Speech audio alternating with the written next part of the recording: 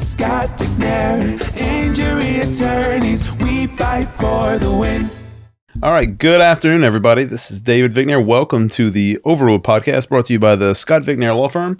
It is afternoon. I almost messed that up. I thought it was morning, but have a great guest here today, a close friend of our firm, Dr. Ben Dichiara. Did I butcher it? That's right. There we go. You did a great job. And Dr. Ben is somebody we know. He treats some of our clients. He's a local chiropractor in Metairie, I think the way you really won a lot of people over here over Dr. Ben, a little sneak trick of his is he came to do a lunch and learn to teach our staff a little bit more about his clinic, which is a fabulous clinic, very family-oriented small business in the community, run by his wife. Great people. I've met some of the people in your team, went over there. But he came in here and gave everybody massages. Yeah, we call it a wellness day. Smart. Yeah. So we're really sports chiropractic. So excuse me for my voice. I lost it. The cold weather. I know it's an unpopular opinion, but I'm more of a hot weather fan. Oh. So I know might get chastised for that, but I think my impression of you is slightly different a little. Talk to me in and August. You're from here. Right? You're from here. My skin's so thin, dude. You should despise the humidity just like we all do, Dr. Ben. But the weather switch got me. But yeah, I'm a sports chiropractor, so did a little extra schooling to do sports chiropractic, and we did come to give a wellness day, and the massages were part of it. So I think you guys enjoyed it, from what I've heard. Well, the staff was like obsessed with it. They talked about it for like 2 weeks. I heard some other day say, "I wonder when Dr. Ben's going to come back." And That's awesome, man. Again. Yeah, which is great for me because I didn't have to pay to bring the masseuse. That's right. So yeah. I greatly appreciate it. Yeah. When you say sports chiropractic, is that like a different level of education on top of the chiropractic degree? Yeah. So we go through the same schooling to get the DC, the Doctor of Chiropractic, and then some people can go into nutrition, sports, orthopedics. There's a neuro certification, and so it's an extra, can be up to a year or more of extra school. And so it was an extra 140 hours for me going back, and I just really enjoyed treating athletes and really the weekend warriors, For sure. But I think you and I talked a little bit about how, impact injuries like car accidents are very similar to what we see in our contact sports, rugby, football, even soccer a lot of times. Yeah, absolutely. Just because it's just a really more impact type injury than something that's nagging, something you tweak, maybe lifting weights or something like that. It's a totally different type of impact on the body. But tell me a little bit about, does the clinic, tell our listeners, if you might, a little bit of the history of the clinic.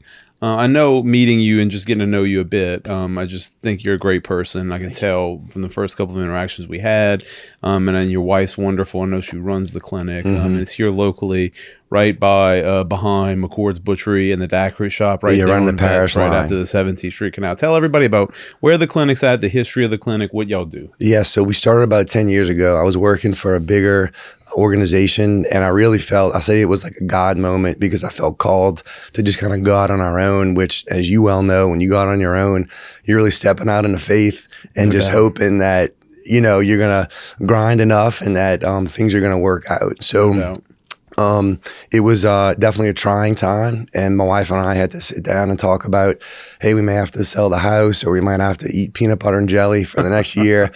But I'm so thankful she was on board, and she said, look, if God's calling you to do this, then I'm with you. And so we had 2 kids at the time. Now we have 3.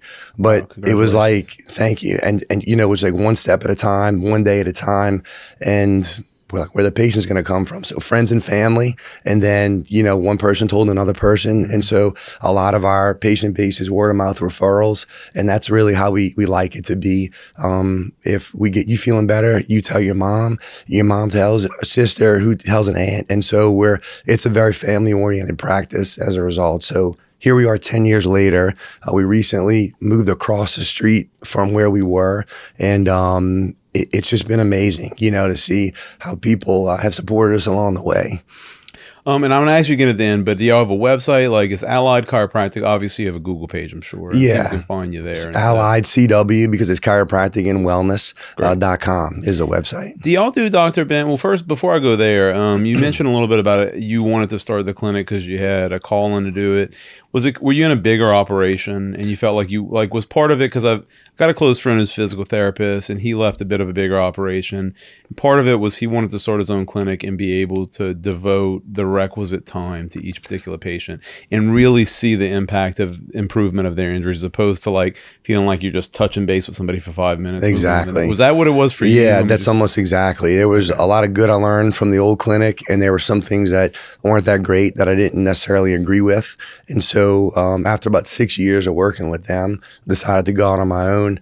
And it was because I wanted to have a little bit more of a personal touch. One of the reasons I got into chiropractic is because I enjoyed the body, the way it moves. And so like I love treating shoulders and hips, because if things start to get out of whack or kind of wonky and you get them working again, it's a game changer for people. I've had people come in, can't lift their shoulder up, and they go out like, man, I don't know what you did, but this it feels like a miracle, And we know all we're doing is helping the body do its natural thing. But there's something powerful about being able to see almost immediate, like the change within a matter of minutes. Right. Now I know we talked a little bit about like I got to meet you just because you happen to be treating some of our personal injury clients at the firm who love the clinic, and it's like obviously anytime that they ask people here for recommendations on where to treat, like we want to send them to good people who have nice clinics that we know are going to take care of them. But what other kind of stuff do you do besides, like, obviously y'all are involved in treating some of our patients, but when you say wellness, do y'all do any type of preventative chiropractic care, like stretching or other things that people who are like active, either marathon runners, athletes at local high schools or anything like that kind of stuff? Yeah. So we've treated everyone from professional level down to, less than high school, which I guess would be junior high. Oh, wow. But the majority of our athletes are weekend warriors. Now, I always wanted to be treat professional athletes, and after treating a couple of them, it was great, but it wasn't all it was cracked up to be. So I feel like the high school and junior high can make a much bigger impact. I did work with Tulane for a couple of years, treating their athletes on campus, and I really enjoyed that. Yeah. I think that the good thing about someone who is active is that they're going to respond a lot better. If we give you home stretches or exercises and you have a race, a marathon to run in a couple of weeks, you're more likely to do that than if you have a more sedentary lifestyle. So something we do called active release technique is kind of like a stretch with a massage, and that's very effective.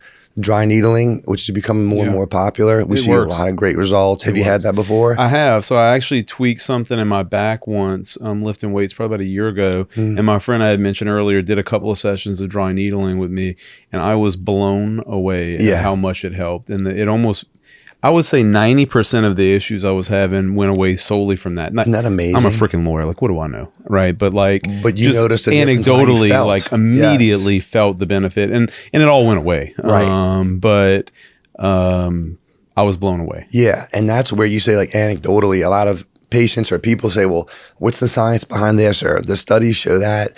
Like I've seen it enough times, right? Exactly. And then the placebo effect of, like, just touching an area can go a long way to helping that feel better. And so I think that when people respond to needling, to adjustments, to things like that, it's like, if it works, it works, Or some of the things that y'all offer to, like, let's say not like an athlete, whether it be like a Jesuit. Shout out Miles, you Jesuit guy here.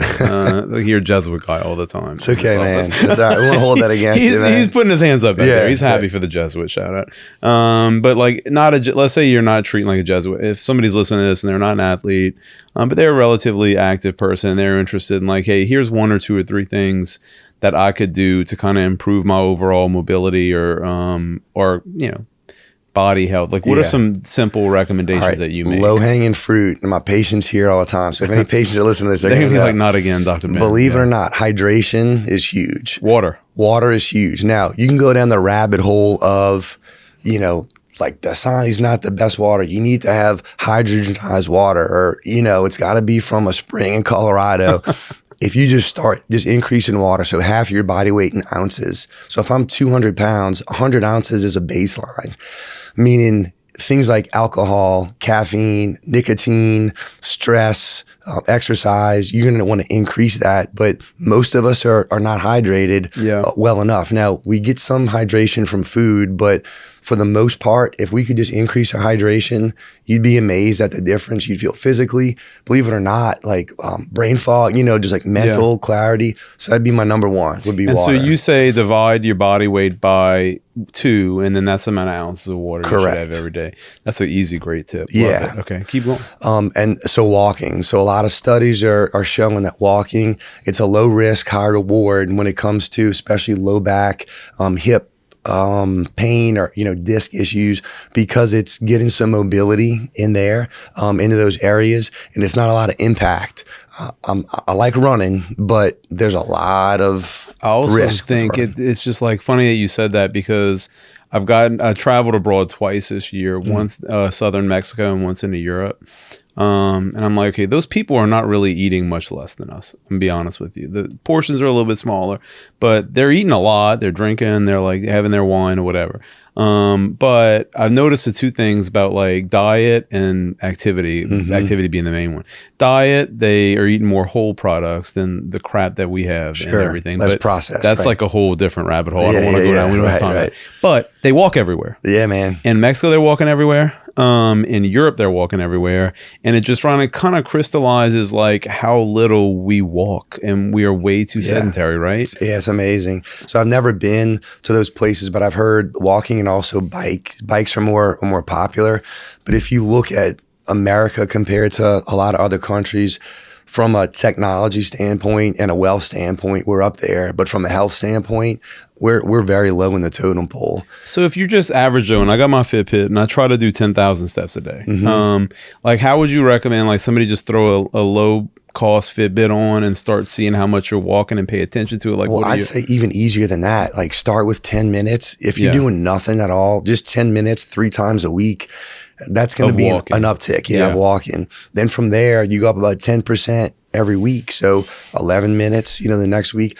Now, if you start feeling pain or there's little aches here and there, you don't want to back off and be smart. So my motto as I'm getting older is live to fight another day, so making sure you're moving, but that you're not causing any issues or injuries as a result of that. Yeah, it's not exciting, but I do have like, I also thought about a prior client of ours who was in a really, really bad car accident. His case is all wrapped up, but he was a very large guy, really large. And because of the collision, he was having serious back issues. But one of the things he was working with the doctors on was like, look, we lose some weight. It's not going to make the pain go away, but it's going to improve it. He started like 3 or 4 or 5 times a week. I think he would go to a park early in the morning before work and just do 3 laps or 4 laps in walking.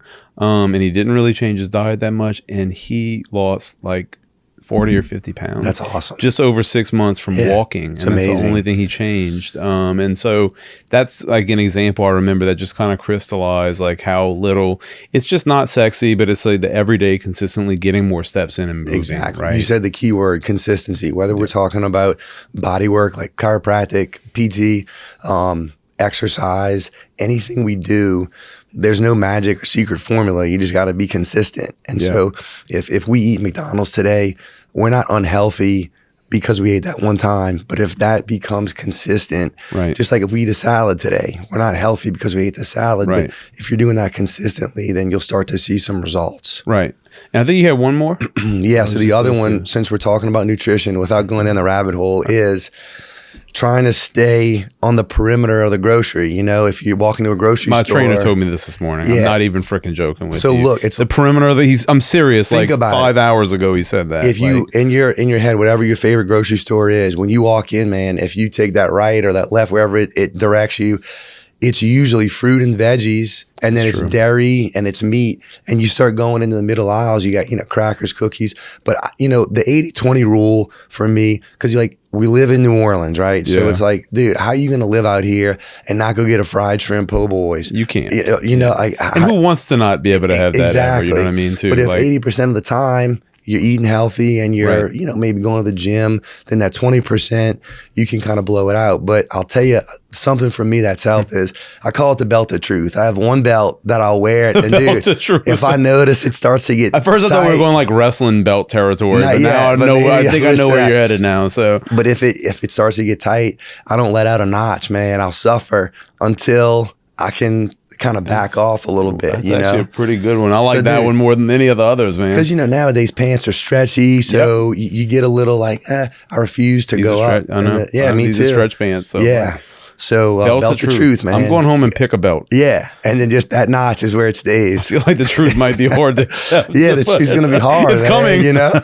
Yeah. So those are my 3 tips, and I think that look, no one's perfect, and we're not going to get it right all the time. But I don't know about you, Dave, but like as I get older, it's just.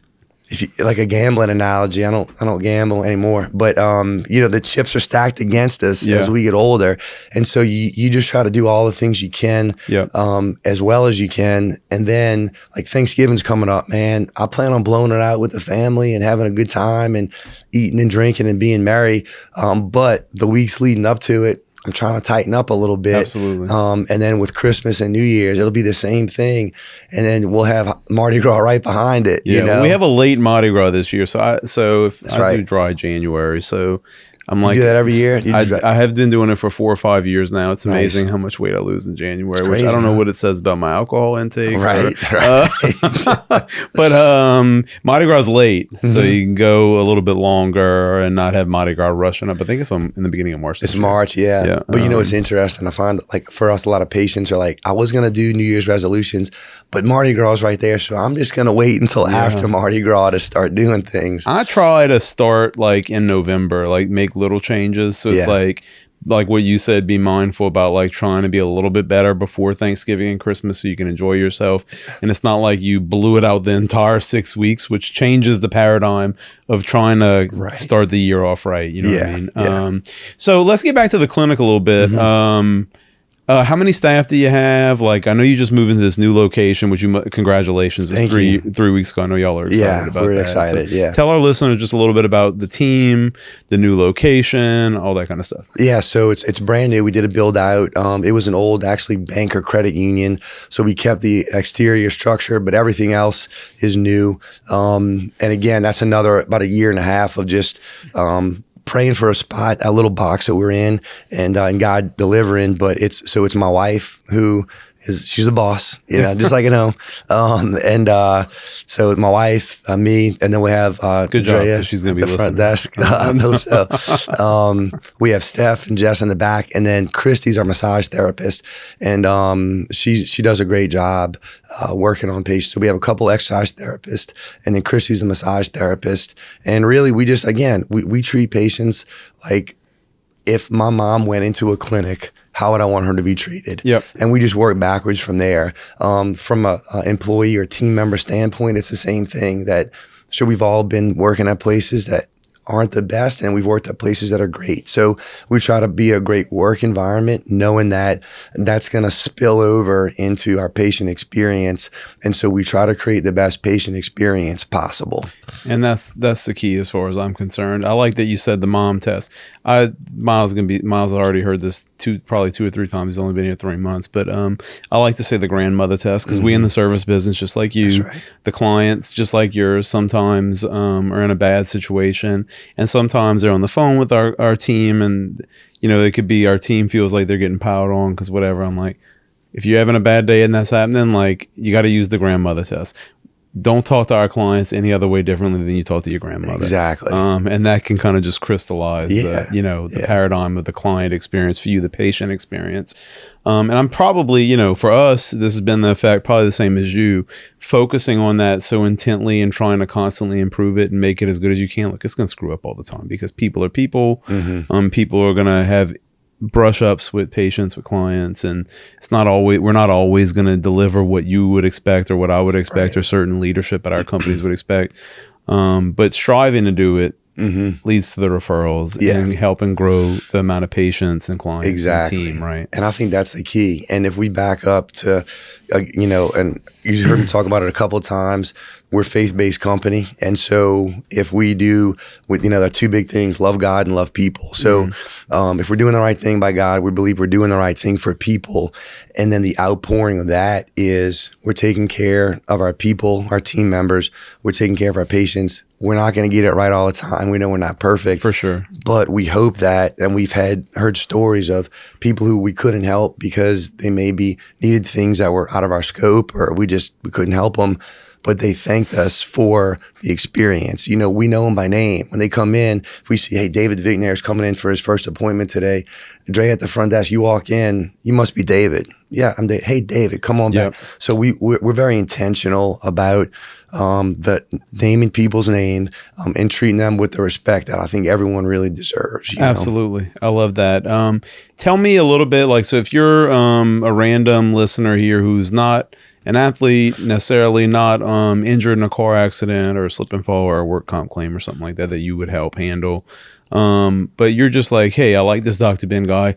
What type of services do y'all provide to everyday people, like whether it be like an adjustment, or kind of walk through that a little bit? Yeah, so everything from the adjustment to we do like electric stim with heat, like a little TENS unit with heat to just warm up the tissues.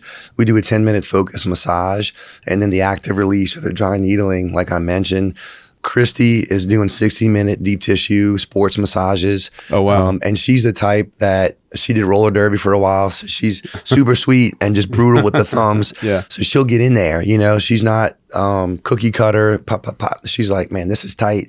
Let's kind of work this thing out. So for a lot of our patients, believe it or not, I think because wellness is becoming more and more popular, I think people are realizing that old saying, an ounce of prevention is worth a pound of cure. So 100%. if you can do the things early on, so we have patients come in, look, I'm not really tight. Some patients don't like getting adjusted. They don't like the cracks and pops. And so we accommodate them as well with the active release or the massage.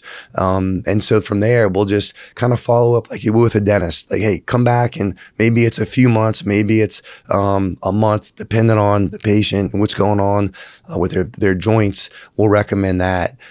So everything's hands-on. There's no medicine, there's no surgery, but we do have, I say a network, but there's other doctors that we'll refer to, really like Tulane Institute of Sports Medicine, you know, working alongside those guys for the couple of years I did. And there's other local neurologists, neurosurgeons, orthopedic surgeons that we'll refer to. When you get more serious, like stuff, yeah, exactly, if it's out of our scope. So at the end of the day, we do the best thing for the patient. We had a lady recently, she came in, didn't want to see a surgeon.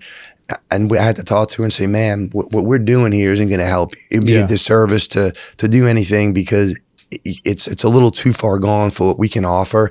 And so we were able to refer her out. So it's doing the right thing. That's doing the right thing too, because like, I mean, you can keep them in a chiropractic clinic for 6 months, but like if you know within the first month that the chiropractic, or first couple months of chiropractic care is not going to really do anything based on how severe the injury is, like you're not doing them any good by delaying the inevitable, or at least getting them to, whether it's an orthopedic surgeon, neurosurgeon, somebody to like look at them, look at the imaging, like give them some recommendations on what their options are. It's the grandmother test or the mother test. If my mom walked into a place and someone kept her around for a couple months knowing that they couldn't help her, I'd be pretty upset about that. 100%. And it doesn't always have to be like, oh, they go immediately to surgery, right? I mean, like they could give pain management a shot for a while. Like I've seen really jacked up spines and respond, believe it or not. I'm thinking of one lady in particular, like a terrible spine image that like you're like headed to a fusion, and like very positively responded to epidural steroid injections for like a much more extended period of time than you'd see, like 6 or 7 or 8 months. Right.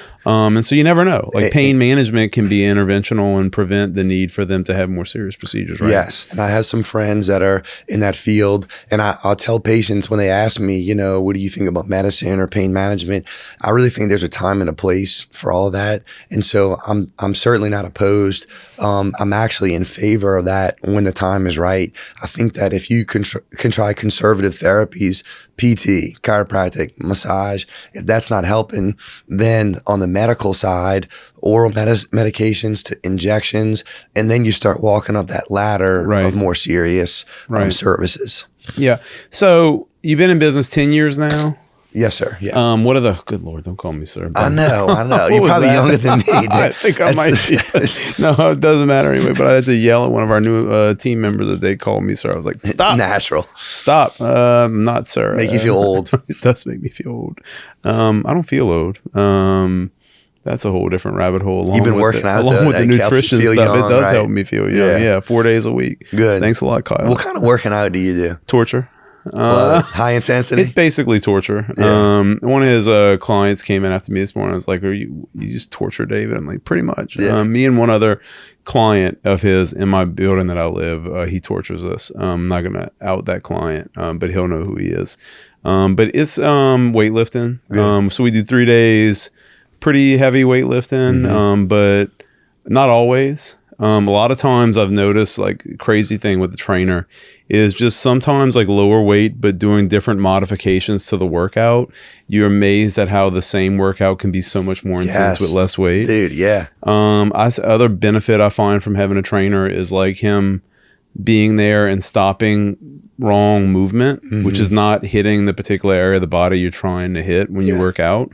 And then we actually added on a 4th day, which is like a mobility day, which I've actually enjoyed. Good for you, man. Yeah. Most people don't do that. I know. And he really kind of pushed me into it. And I thought it was kind of like, I don't know what like this means. Yeah. Like 2 or 3 months ago, we started it. Total game changer. Like, especially now with stretching and all, like I'm noticing how much more mobility I have in joints and everything like that. It's been a big deal. And so I see why stuff like what y'all are doing, like the massages or like, I think of like Stretch Zone, that company that's gotten really big. Like people are understanding now, like I should actually be preventative from the standpoint of massaging, stretching, all those things. Right. Yeah. So, hey man, I ran about that for the mobility. So let me ask you. I was going on to talk about the business. What are what would you say is one lesson, one of the lessons that stick out in your mind you've learned about running a small business that you would tell somebody to avoid, like maybe a mistake that you made, not necessarily a specific mistake, or maybe like a insight, like you say, hey, if you're thinking about going out and starting your own business, here's something to consider that maybe you didn't think about before you opened the clinic. Yeah, the biggest thing is, you know, if I'd have talked to myself 10 years ago and said, hey man, 10 years down the road, you're going to be like good. Like you're just going to be able to coast, cruise. You know, there's always something to be done, whether it's working in the business, working on the business, as you well know. So treating patients is just one hat that I wear. But I'm also HR. There could be some, you know, billing. There could be. I laugh because I despise HR. It's like the worst thing ever. So it's not the easiest. I don't have to do it anymore. It's like it'd be easy if it wasn't for the people, right? Well, I just hate it. Like, you know, there's these things that you just hate. And I'm like, you know, part of like growth for me was like, I just don't want to do the things I hate anymore. Right. Like, it's so sick of doing those things. Like, but you get out of your comfort zone, you do it.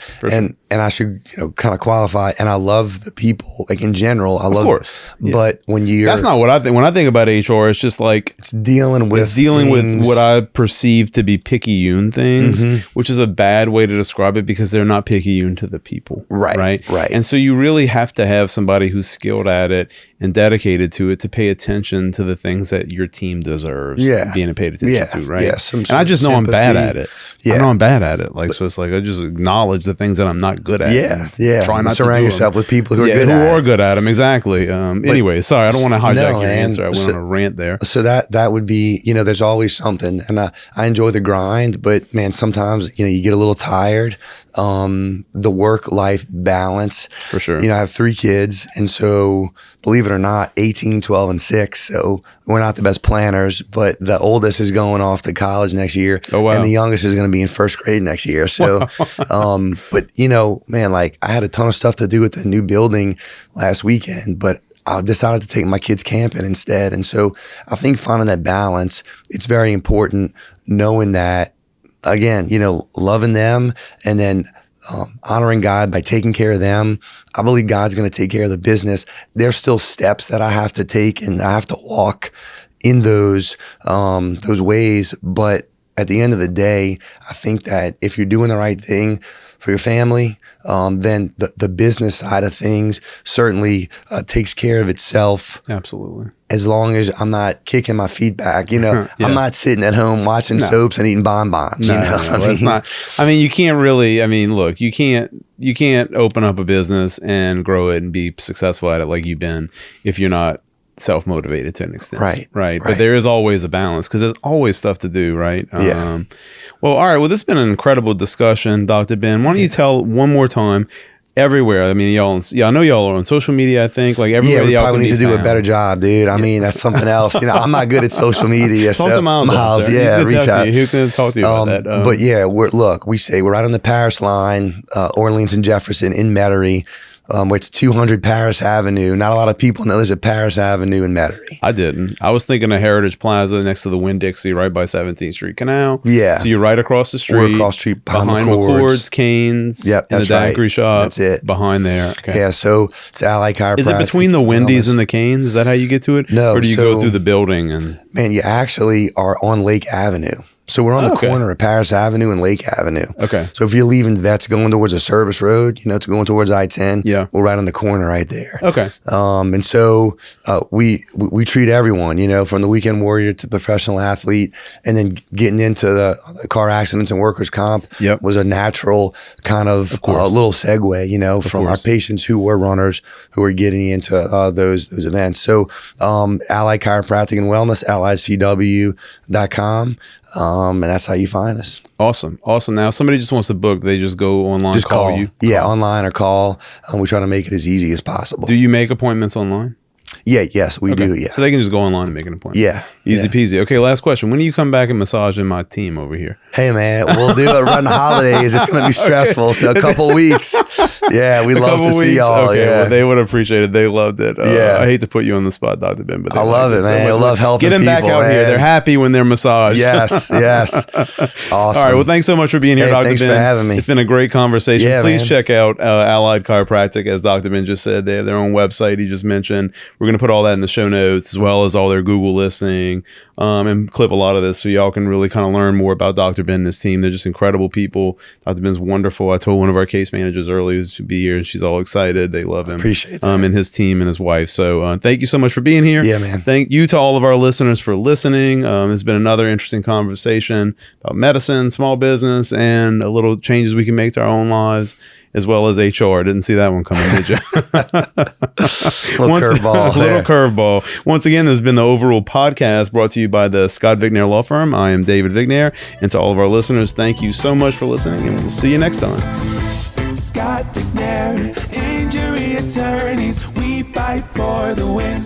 Information is for illustrative purposes only and does not constitute tax, investment, or legal advice. Always consult with a qualified investment, legal, or tax professional before taking any action.